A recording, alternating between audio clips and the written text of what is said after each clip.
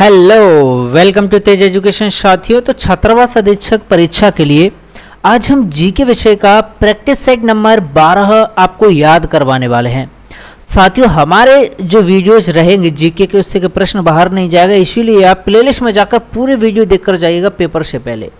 एक खास जानकारी आपको बता दूं कि हमारे ऐप पर ब्रह्मास्त्र पीडीएफ आपके लिए और 500 से ज़्यादा टेस्ट केवल 99 रुपये में उपलब्ध हैं। तो जाइए और जल्दी से भाई वाय करके तैयारी शुरू कर दो धुआंधार। और ये व्हाट्सएप ग्रुप जरूर ज्वाइन कर लेना, ध्यान से, कुछ करो या ना करो लेकिन व्हाट्सएप ग्रुप जरूर ज्वाइन कर लेना, जहां क्लास और पीडीएफ फ्री वाली आपके लिए आती रहेंगी। सबसे पहला प्रश्न है कि खजुराहो का जो भव्य मंदिर है ये कौन से शासकों के द्वारा बनवाया गया था। अगर आपने पिछली क्लासेस ली होंगी तो यही प्रश्न हो चुका है, तो सभी लोगों का सही होना चाहिए। खजुराहो का जो भव्य मंदिर है ये परमारों ने बनाया या चंदेलों ने या चौहानों ने या सोलंकी शासकों ने। तो आप याद रखें यह चंदेल वंश के शासकों के द्वारा बनवाया गया था। प्रश्न है कि टावर ऑफ विक्ट्री या फिर विजय स्तंभ की अगर हम बात करें ये तो ये कहाँ पर स्थित है भाई? उत्तर प्रदेश में, राजस्थान में, उड़ीसा में या फिर बिहार में? तो याद रखें कि टावर ऑफ विक्ट्री अर्थात विजय स्तंभ जो है राजस्थान में स्थित है। प्रश्न है अगला कि बाबर की आत्मकथा बाबरनामा किस भाषा में लिखी गई थी? तो आप याद रखिएगा कि बाबर की आत्मकथा का क्या नाम है। सबसे पहला प्रश्न ये तैयार हो जाता है। तो याद रखें बाबर की आत्मकथा का नाम है बाबरनामा।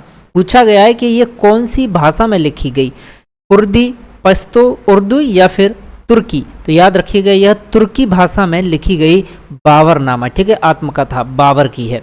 प्रश्न है हैदराबाद के चार मीनार का निर्माण किसके द्वारा करवाया गया? प्रश्न पूछ ले चार मीनार कहाँ पर है? चार मीनार है हैदराबाद में। किसके शासकों के द्वारा इसका निर्माण करवाया गया? ठीक है, तो आपको अच्छे से याद रखना है कि हैदराबाद की जो चार मीनार है इसका निर्माण मोहम्मद कुली कुतुब शाह के द्वारा भाई करवाया गया। नेक्स्ट प्रश्न है कि निम्नलिखित में से कौन प्रख्यात व्यक्ति बारदौली से संबंधित है? गुरु नानक, महावीर, अरविंदो घोष या फिर सरदार वल्लभ भाई पटेल? याद रखें विकल्प डी इसका सही जवाब है, सरदार वल्लभ भाई पटेल। ठीक, नेक्स्ट प्रश्न, इनमें से कौन भारत की नागरिकता प्राप्त करने की एक शर्त नहीं है? क्या जरूरी नहीं है भारत की नागरिकता प्राप्त करने के लिए भारत में जन्म होना या भारत के वंशज या फिर संपत्ति अधिग्रहण या फिर देशीकरण? तो विकल्प सी के संपत्ति अधिग्रहण यह जरूरी नहीं है। अगला प्रश्न है कि भारतीय न्यायिक प्रणाली में रिट हेवियस कॉर्पस का शाब्दिक अर्थ क्या है? रिट हेवियस कॉर्पस का जो शाब्दिक अर्थ है भारतीय न्यायिक प्रणाली में यह है कि आपको बंदी प्रत्यक्षीकरण का अधिकार प्राप्त होगा। ठीक है, विकल्प डी सही जवाब। अगला प्रश्न है कि भारतीय संविधान की कौन सी धारा के अंतर्गत राज्यों के अंतर्राष्ट्रीय शांति एवं सुरक्षा संबंधी दायित्व का उल्लेख किया गया है?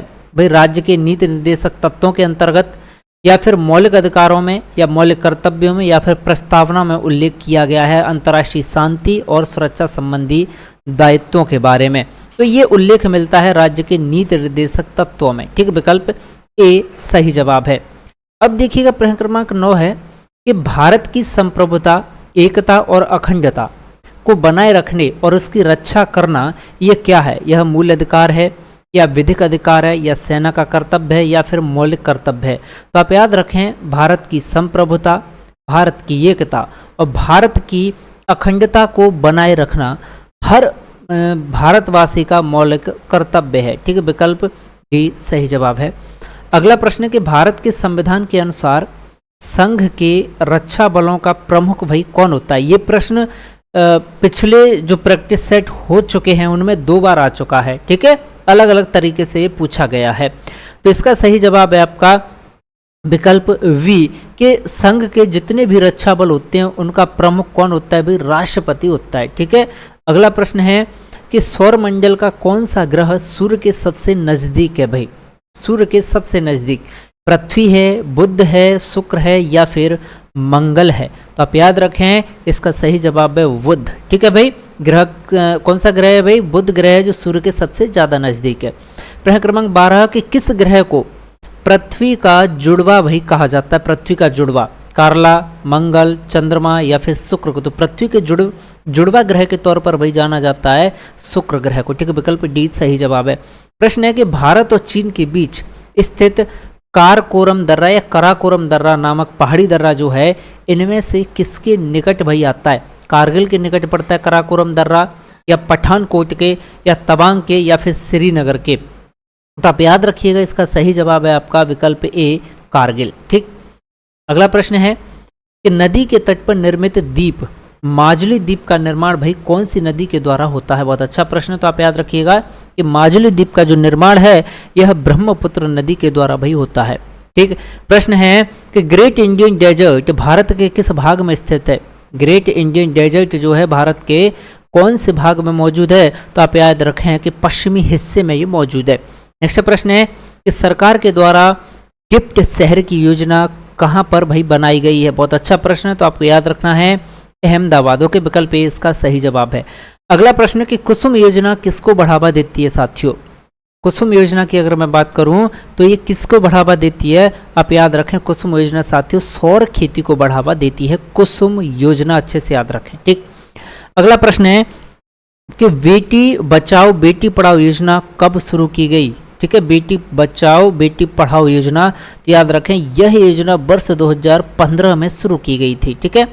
प्रश्न है केंद्रीय ग्रामीण स्वच्छता कार्यक्रम कब शुरू किया गया? तो आप याद रखें कि केंद्रीय ग्रामीण स्वच्छता कार्यक्रम वर्ष 1986 में साथियों शुरू किया गया था। ठीक। प्रश्न है कि प्रधानमंत्री उज्ज्वला योजना इनमें से किससे संबंधित है? प्रधानमंत्री उज्ज्वला योजना, तो आप याद रखें कि प्रधानमंत्री उज्ज्वला योजना जो है एलपीजी कनेक्शन से संबंधित है। हर घर में एलपीजी कनेक्शन उपलब्ध कराया जाता है इस योजना में। प्रश्न है कि मध्य प्रदेश के कौन से संभाग में सर्वाधिक मेले भाई आयोजित किए जाते हैं? तो आप याद रखें कि सर्वाधिक मेले जो है वो उज्जैन में लगते हैं। नेक्स्ट प्रश्न है कि विष्णु चिंचालकर कौन थे? चित्रकार हैं या शिल्पकार, कहानीकार या साहित्यकार? याद रखें कि विष्णु चिंचालकर एक चित्रकार हैं। प्रश्न है काठी मध्य प्रदेश के कौन से क्षेत्र का लोक नाट्य है भाई? काठी, याद रखें काठी मध्य प्रदेश के निमाड़ क्षेत्र का लोक नाट्य है। अगला प्रश्न है कि सोनागिरी के प्रसिद्ध जैन मंदिर, जी हाँ, सोनागिरी के जो प्रसिद्ध जैन मंदिर हैं ये कौन से जिले में भाई स्थित है? बहुत अच्छा प्रश्न बनता है। तो आप याद रखें कि प्रसिद्ध जैन मंदिर कहाँ के भाई? सोनागिरी के। ठीक है, ये मौजूद है कहाँ पर भाई? आपके दतिया में। अगला प्रश्न है कि किस वंश ने ओरछा को बुंदेलखंड की राजधानी भाई बनाया? कौन सा ऐसा वंश है जिसने ओरछा को बुंदेलखंड की राजधानी बनाया? तो आप याद रखें ये है भाई बुंदेला। ठीक है, कौन से वंश ने? बुंदेला वंश ने ओरछा को बुंदेलखंड की राजधानी साथियों बनाया था। ठीक है, तो इस वीडियो में टॉप 25 प्रश्न कंप्लीट होते हैं। और ऐप डाउनलोड करें, ऐप पर ब्रह्मास्त्र पीडीएफ आपको मिलेंगे जिनमें 10,000 से ज़्यादा प्रश्न और साथ ही आपको 500 टेस्ट एप्लीकेशन पर मिल जाएंगे केवल 99 रुपये में। क्लास को अपने हर एक मित्र के साथ शेयर करें और इस चैनल को साथियों आप सब्सक्राइब जरूर कर लें, तेज एजुकेशन। ठीक है साथियों, मिलते हैं नए सेशन में, तब तक के लिए जय हिंद, जय भारत, जय महाकाल।